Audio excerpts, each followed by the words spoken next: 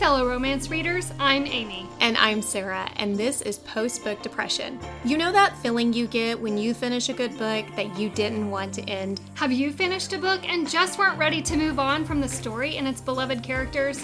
You find yourself needing just a little more? This multi-trope romance podcast gives you the opportunity to dig deeper with us into books we love as we discuss all the reasons we can't move on. Feeling chatty? You can continue the conversation with us on Instagram at Post-Book Depression Podcast or on Facebook in our Post-Book Depression discussion group. We would be so grateful if you would subscribe to our podcast and take a moment to leave a review. Are you ready? Let's discuss. Hi everyone, welcome to the show. I'm Amy. And I'm Sarah, and today we're going to be discussing Forever Then by Rachae Stevens. The first few minutes we're going to do a brief review of the story without any spoilers. Then we are going to shift over into that deeper book discussion that's going to include lots of spoilers, but don't worry, we're going to let you know before we do shift over into that deeper book discussion. That's right, so before we jump over, Amy, tell us a little bit about the story. A young woman plans a trip to Sedona and asks her brother to go along with her. When an emergency arises that keeps her brother from making the trip, he asks his best friend to go in his place. What he doesn't know is that his best friend and his sister have shared a connection over the years that threatens to ruin the relationships of everyone involved in this second chance brother's best friend romance. Sarah, what did you think about Forever Then? This is one of my favorite takes on a second chance romance because it has just a hint of an age gap, a little hint of forbidden love, and there is all the things we like. All the things we like. But there's depth to this story outside of the romance. She's seeking her biological parents, trying to figure out the history of why she was put up for adoption. I loved that part of the story. Mm-hmm.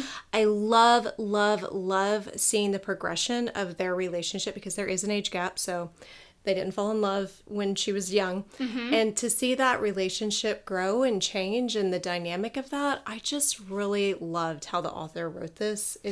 You said a lot of the same things that I have in my notes. I liked the main plot for the female main character, her journey of finding her biological mother. I'm always here for a second chance childhood friends to lovers trope, and they were friends as children. They weren't lovers, obviously. No. And I loved watching their connection grow, even though it did come with some hurt along the way. That's where the angst comes in a bit. Let's get into those ratings. Speaking of angst, it was a 2. I gave it a 1.5. Brother's best friend stories typically come with some guilt and angst, and this one definitely had some. Yeah, there's some angsty.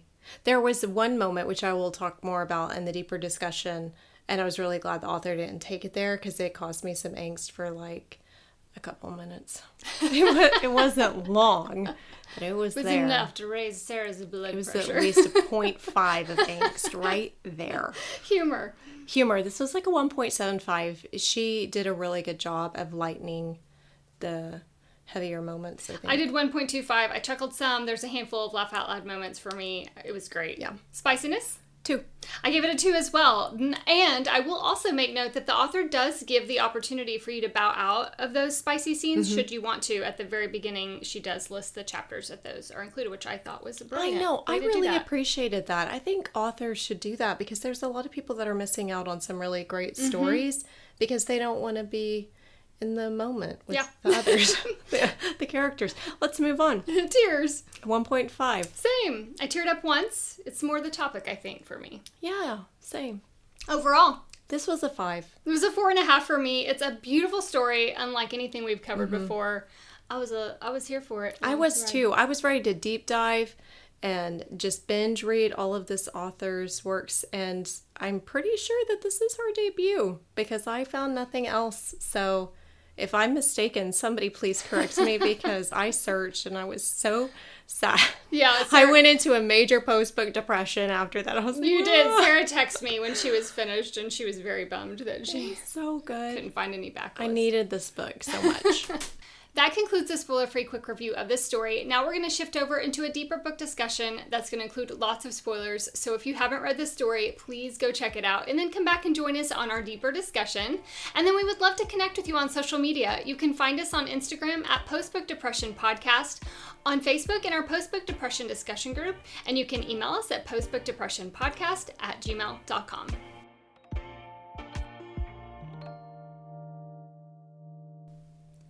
This story is unlike any other that we've discussed and covered, and I'm excited to dig into this one.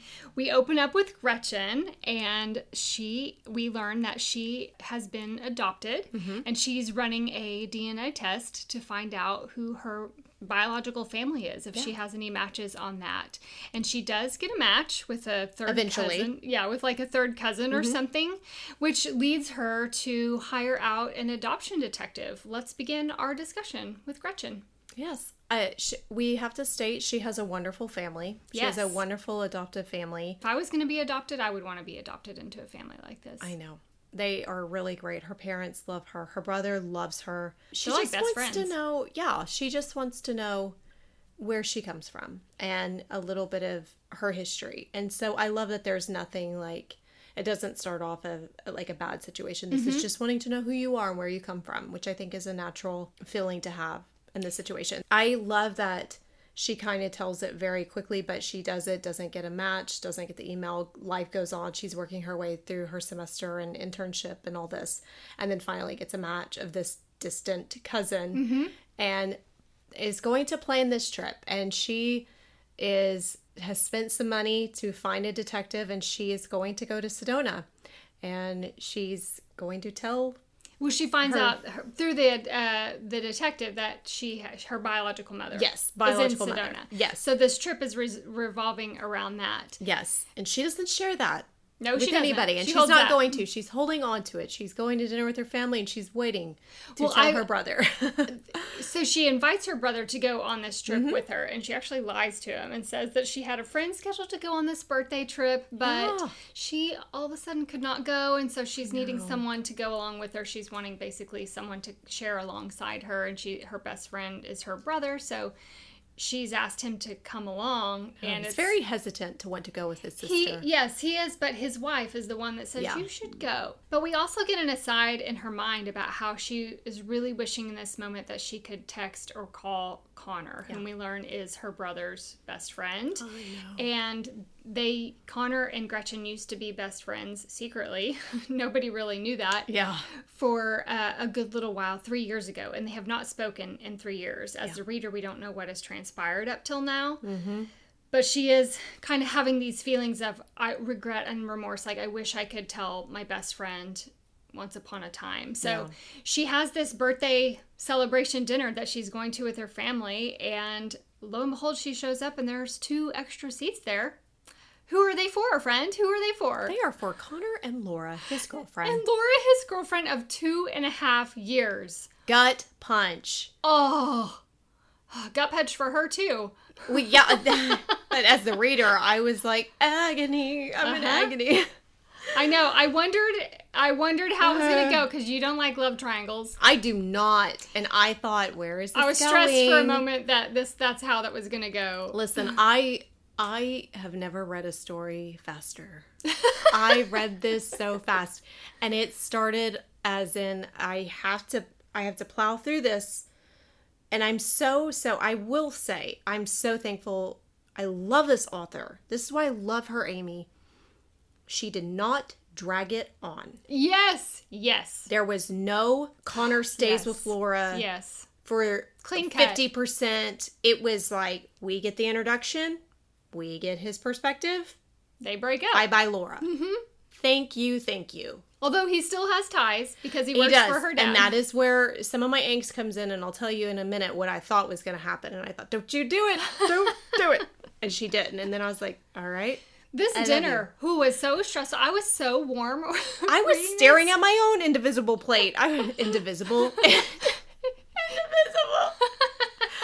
I was staring at my own invisible plate, just like her. She just didn't look up. Like, I'm like, could you imagine not really stepping foot in the city of Chicago, where your family lives, avoiding it for fear for 3 years of seeing somebody that you were in love with, and then it's your celebration dinner, and you have to sit there and listen to their story.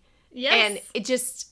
And before they arrived, when she's asking her brother who the seats are for, she tells him, I didn't know you guys still talk. He says, well, he's my best friend. And then they double date all the time. Oh, yeah. Like, her brother and his wife, and Connor and his girlfriend. Because of that, I did find it surprising that in 3 years, her brother has never mentioned Connor. I know she hasn't asked about him, but as the best friend, I just can't imagine that Connor wouldn't come up even one time in 3 years as, hey, we went out and did this with Connor and Laura or whatever. I don't know. I can see it given how her brother was. I absolutely could totally see that. Because he was so protective and didn't want Connor involved in her life. He was so, life. My friends are my friends, and they stay away from my sister. So it tracks, I think, with Drew. I'm with you in that I was really thankful that the author chose to break Connor and Lauren up early on in the story. Oh, Lauren, that's right. I've been saying Lauren. That's how much I didn't want this girl in this story. Lauren. But Lauren, it's in my notes. It's Lauren. And it's not just the fact that he sees Gretchen and thinks, oh, I'm going to break up with Lauren. Mm-hmm. He's been feeling this way about Lauren for a little while. Yeah. And I think seeing Gretchen put that into perspective and kind of pushed him forward. I think he was kind of holding back. And he does have the thought at some point in the story how unfair it would have been and has been to Lauren to continue on this relationship when it was clear that he did not see a future with her. Yeah, he just didn't love her. He knew early on he didn't. And it's kind of sad, honestly, when you think about it. Especially from Lauren's perspective. She's not her FMC, so I don't want to feel sorry for her, but I do a little bit. I don't, because in the end, she says she... Oh, she's happy. And she felt... Yeah. Well, she said she kind of felt the same. Mm-hmm. And so But, I mean, I don't know. But the chemistry between Connor and Gretchen, okay, that's another thing I loved about this story was the dual timeline and the dual POV that we get. So we're, I mentioned in the quick review that they were childhood friends, and we're getting that story in this dual timeline portion and kind of growing through that, which we'll get to that. I want us to spend a good little chunk of time talking about Gretchen and Connor's history and all of that. We'll get there. But first, I want to talk about how she's scheduled to go on this trip. So this has been a month or two. They do start texting. He does text her. He does. Basically, she doesn't respond for a little while. Mm-hmm. And then he ends up, letting her know that he and Lauren broke up. Well, they end up having to go to a game. They go to a baseball game together, and she doesn't show, so he kind of has to tell her, but... Yes, which that baseball game, I loved the banter there. I love that he jumped at, like, when the brother looks back and he's, like, on it. And then, because he's already, like, this guy. And then he's runs up. So it's a month or so of time. I can't remember if it's 1 or 2 months, but there's some time from the dinner until she goes on this trip to Sedona. Mm-hmm.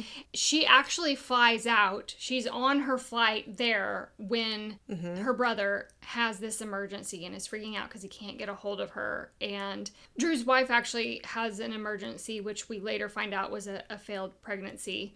And so he is unable to go on this trip, and he immediately calls Connor, begs him to go in his place. She needs someone she's expecting me to be there, and we can't let her down. Someone's got to go and be with her on this trip. And still in Drew's mind, it's a birthday celebration trip. We also learn that, she had told him early on that she's paying for everything if he can just cover the flight. So there's one suite. So I'm already anticipating a one med trope with this trip. And Connor, of course, agrees to go. And he shows up, and I cannot think of another scene that I've read recently that just felt more real to me than when she realizes that he's the one there at the airport. I felt so bad for her. She had to unblock him. Oh, she had blocked his number, and then she goes because she had to. Drew was going to be like 3 hours behind, so she's sitting in a restaurant waiting, and she had to unblock his number. Oh, friend, there's so much. I love too that he is just. I'll go. If you want me to go, I'll go. And he also throws out his nickname for her right away. And we have a nickname alert, Fish.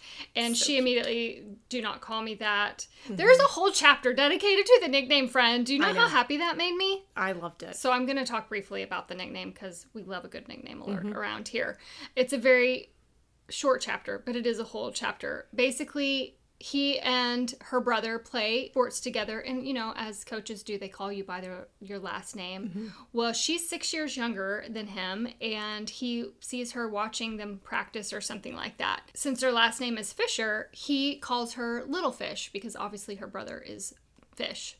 And she says, I am not little. And he says, fish then. And he just calls her Fish from then on. And I loved it so much, too. That was my nickname alert. But he calls her that in the airport. And I was freaking out because nicknames. Yay. And she agrees to let him stay. And they go on this trip together. She does not open up quite yet to the reasoning why she is on this trip. I love that he's secretly very happy. Oh, yes. This is one of the things that I feel like this author could have made this story incredibly angsty, and the only thing angsty about it was I kind of saw the situation with Drew and his wife. Like, I picked up on what was happening because of his panic. I was afraid because Lauren keeps calling Connor and he's texting and he's ignoring. Do I go ahead and tell you what I thought it was going to be, or do we wait? Well, do we need to back up to the fact that he had to go in and have a meeting with her dad? No, we'll address it when they talk. I'll tell you what I thought was going to happen then. Okay. Well, he did have to go in and have a talk with Lauren's dad and just kind of made up. I loved the way her dad handled that. And him being professional. Very professional. Yes. Yeah. So, yeah.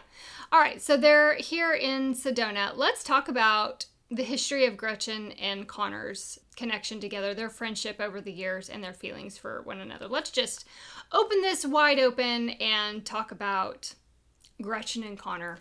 Okay, well, it blossoms when she's little. I think she's 10. At her 10th birthday. She's getting ready to turn 10. Is the Little Women. And he gives her the Little Women book and a note. And I love that he just will talk with her. He'll sit and talk with her. And not in a creepy way. Because I could see where people will read him and be like, that's weird. He's 16, she's 10, that's creepy. It wasn't creepy. Very brother-sister dynamic at this time. Mm-hmm. I love that she asks him in this moment, about her parents, her biological parents. Mm-hmm. And she has this whole other conversation because she said something to the effect of, do you think they're thinking about me? He said, there's, a banner and everybody loves you. And she said, no, my biological parents. She's never had this conversation with anybody except for Connor. Mm-hmm.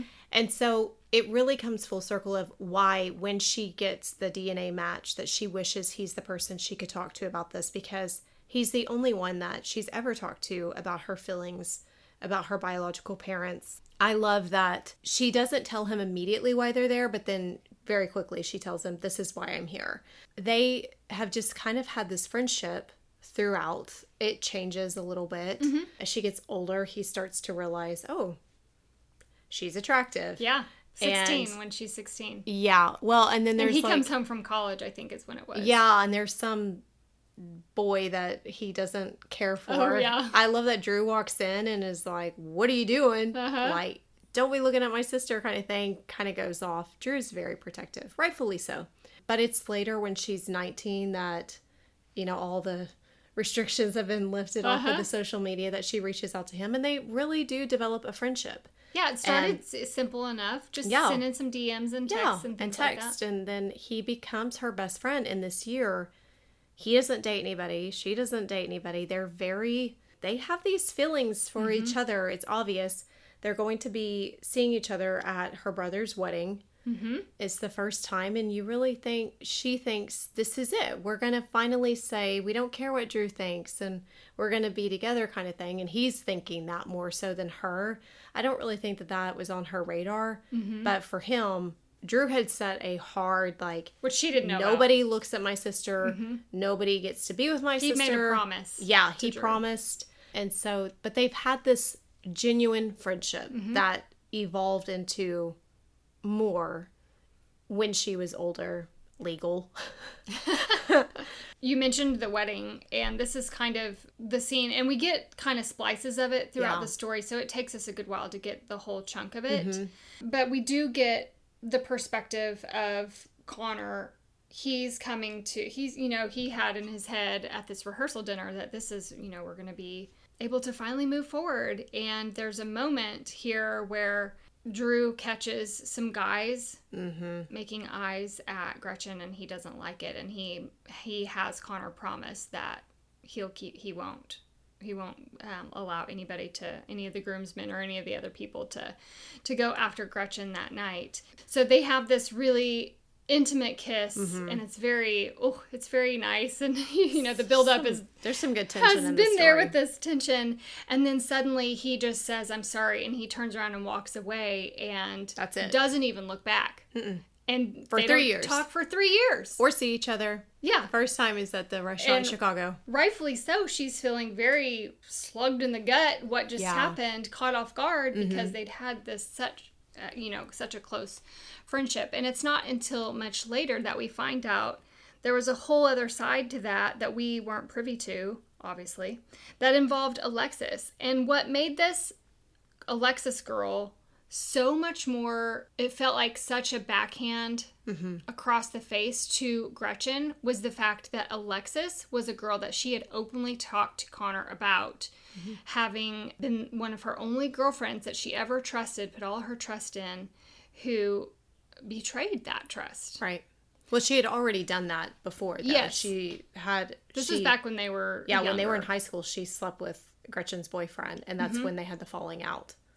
Yeah, so Connor doesn't realize that this is the girl, but he ends up, when Drew makes him promise and they have this whole situation at the rehearsal dinner, he changes his mind in that instant and says, "I'm going to bring a date to the wedding." Which is the waitress that slipped her number to him at the bachelor party, but he didn't, pursue her or anything like that. Nor did he know Alexis knew her or had a connection. That's who he walks in with. Also, what is it with these girls that just go to these weddings that...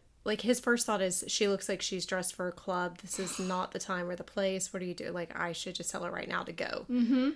Also, he has in the pit of his stomach, but it was so... This is angsty for me because at the rehearsal dinner, they're touchy-feely under the table. There's a lot of tension. They're making kind of promises of this is what's going to happen. And then he shows up at the wedding. Talk about with a cold bucket of water. Yeah, it was very heartbreaking, and she kind of just sticks to her mom, which I would have done in that situation. Mommy, don't leave me. Alexis, Gretchen and I love Gretchen. She's just so classy. Mm-hmm. And the way she kind of handles this whole situation, and Alexis finds her, they have this little kind of whatever. Alexis basically is calling her out. Yeah, this is why, all the guys will come, to me, because you don't do this and you don't do that and all that. And I love how Gretchen just basically puts her in her place, but very elegantly. Of course. And that Connor overhears all of it. And then it's just so sick. He was already sick to his stomach because Gretchen looks gorgeous and he wants to be there with her, but he's trying to be a good best friend. And tells Alexis to leave. I loved Connor in this moment and how he made sure Alexis got safely into a ride, but he immediately dismissed her. He's not keeping her at the wedding as his date anymore. He shouldn't have invited her to begin with. He puts her in a cab and then goes straight back to... Yes. But Gretchen doesn't know that that's what he's doing. So I can only imagine how I would be sobbing. I would be so sick. When they have that conversation of, why don't you have a date? And she said, because I thought you weren't going to have a date. Mm-hmm. And then it's just, fireworks. Oh, yes. The scene. But, again, it stops abruptly because dadgum Connor's conscience. And Drew just needs to stay out He's very I feel like at this age, he shouldn't have a say. He shouldn't have a say in who Gretchen, which we'll get there. We'll get to the big blow up. Well, it's coming. Let's move over to their trip. Yeah. There were a few little... good times. Just some good... Before we get to the family portion of that, just some little nuggets. Yeah. Like the Diet Coke and the M&Ms. I love that. The little things, the details that he remembers. I know.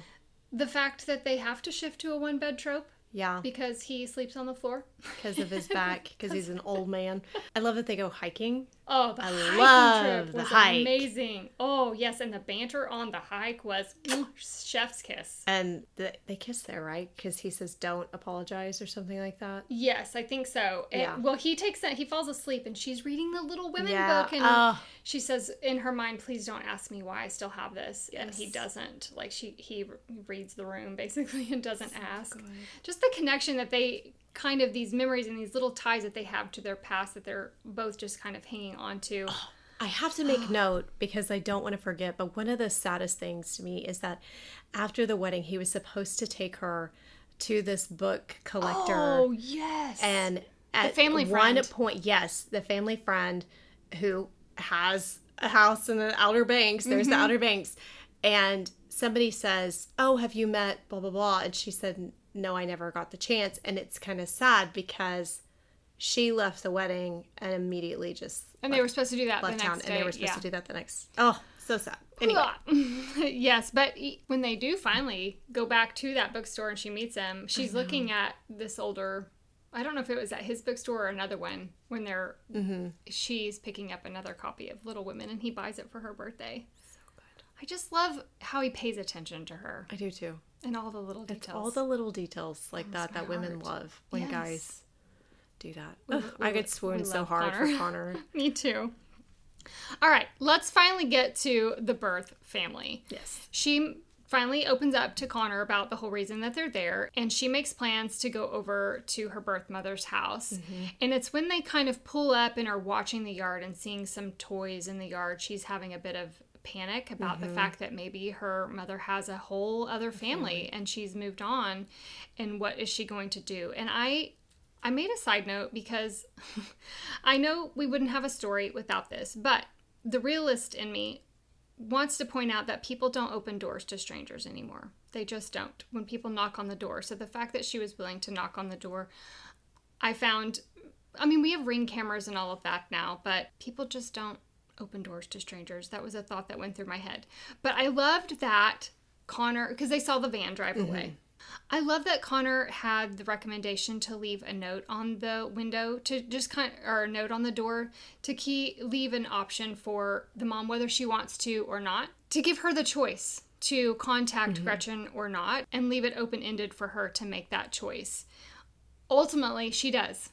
She leaves a note under the door at the hotel, and I panicked a bit because it was only leave a note if you don't want me to come, but it said, we will be delighted to meet you tomorrow. And she shows up, and I gotta say, friend, I was surprised that it was her biological dad, too. I loved this, for her to come in and see that their family had remembered every birthday. I couldn't think of a better way for this meet cute for them to Now, go. I will say, this is where some tears come in, because when you find out the history of why she was given up. Her parents were teens. Her mom is Native American. Her dad is Hispanic. They were not allowed to be together. Her parents were furious, and she is forced to give up her baby for adoption. She calls her sister, who has been kind of exiled from the family a little bit. It doesn't have not a little bit, she is. Her sister comes in, is there for her. And because she's Native American, they want it to go to a family that has Native American bloodline. And that's how she ends up with her parents, which is so interesting to me. But I love that her sister, we find out not immediately, but it's really because of Gretchen's aunt, her mom's sister, that she was able to even find her. With because the it was supposed to be closed. She could lose her job for this. But I love that there's just this whole family. What a party to be at. I want to be there. Oh, the fact that they have this party every year on her birthday. And the scrapbook. Oh. The scrapbook, Amy. I love this family so much for Gretchen. Just, I have to tell you, my reel is not going to have a beautiful scrapbook. I have searched. I'm like, nothing will come close to what this family has done for her, that they have celebrated. And that they just, I love that the kids are emotional and that they're so sweet. I love and when that they have the know party about her. I know, and that they braid, and then the way the grandparents react, that her dad's parents, obviously not her mom's side, because they shunned her. But I just love that they've been together and that they stay together, and that she's a spitting image of her dad. So I was thinking, when you said we don't open the door for strangers, I would imagine them looking at this person being like, that's my husband with a wig on. That's true. So I think that they would have, but it was just It was so incredible. And I love that they kind of keep the secret that her aunt is the one that made that possible. Yeah. And they have this beautiful moment in the kitchen. This story was so unique in the way that it's not just about a couple who have been in love with each other coming back together, but it's about her finding a whole other family. I also, kind of jumping ahead, I love that her biological family becomes so close. Me too. To her adoptive parents. Too. And that the moms kind of become best friends. She got the best of two worlds, I feel like. She did. She really did. And I hope and pray that that is somebody's story out there because it's just so, so beautiful. Absolutely. I loved it. I did too. And I love the connection and the bond that they had as well. Yeah. Back to the romance. Well, or the halting of the romance. They return home. Of course, this is where we learn about Drew's wife and all of that. They're in the hospital. They make an emergency run home. And so the family dinner kind of gets postponed a little bit. And they end up having this family dinner. She has full plans to tell them about her biological family. That's kind of her goal, to get the family together. And Connor comes and sits down next to her in the only empty seat that's left because he's running behind. And of course, he puts his hand under the table on her leg and he's, soothing her basically because she's very nervous about this. And somebody has to drop something. Drew drops his silverware right as she tells the family she found her biological family, which gets lost in all the chaos that ensues. Drew's bending down to pick up his silverware, looks under the table, sees Connor's hand on her leg, and just flips a lid. Yes. Let's talk about this scene. I was humiliated for Drew. Now, granted, his wife... Drew? Yes, for his behavior. Oh, okay. Because his wife, I understand he's under a lot of stress. His wife and him have lost a baby. His wife has had emergency surgery. Emotions are high. He's tired. I understand all that. But to go into they're in Chicago, right? So I've never been to Chicago personally, but I would imagine it's pretty crowded. And people are walking by and he is flipping out on Connor, airing every dirty... Oh, the worst of Connor's past. Oh, what a friend. In front of his parents, in front of Gretchen. Which he's already opened up to her about. Not all of it, but she doesn't care about all of that. Yeah. A lot of it is not just like their college days, but it's like the year, or it's the 6 months before he met Lauren. As he was spiraling because of what had happened. Because of him leaving Gretchen. Yes. I was in agony. I was teared up at this point because I just was so heartbroken for Connor to be so humiliated in this way that he's thinking she'll never want me. This is where I lose her. Like, this is the moment I lose Gretchen. And Drew just doesn't stop. He doesn't stop. And I just... doesn't take a moment to listen to anyone's side of the story. And I'm very, very upset that he ruined that moment for her. And made it all about him. Yeah, well, she kind of gets her, she comes back on that later because they have to separate. Drew goes... She goes after him. She tells Connor, I'm coming home. I am coming back.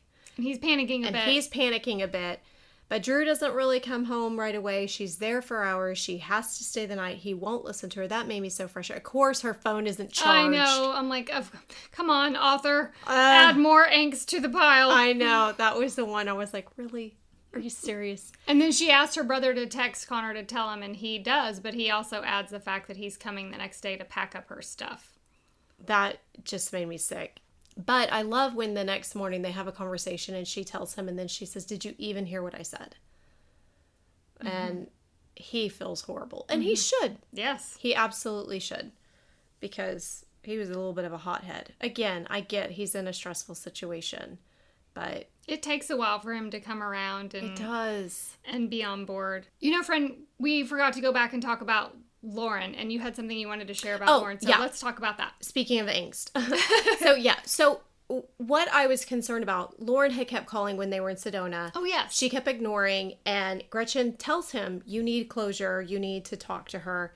So he finally does one night, and everything's okay. Lauren has met somebody. They air it all out.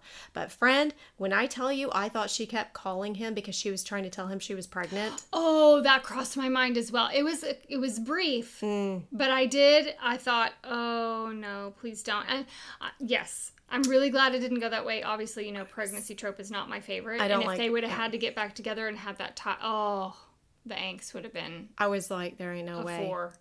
But then I thought, that's crazy town, because I figured that Drew and his wife had lost a baby. And so I thought, maybe not. But there was some angst there. 0.5. Yes. 0.5 angst for Sarah. I thought, if you make Lauren That's pregnant, fair, though.